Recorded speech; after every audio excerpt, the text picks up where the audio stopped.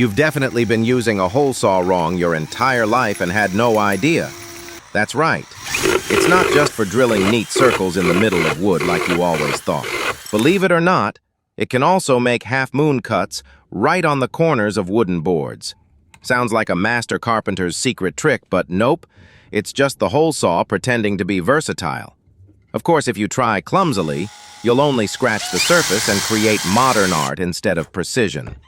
But with one simple technical adjustment, it actually works. Want to see how? Keep watching.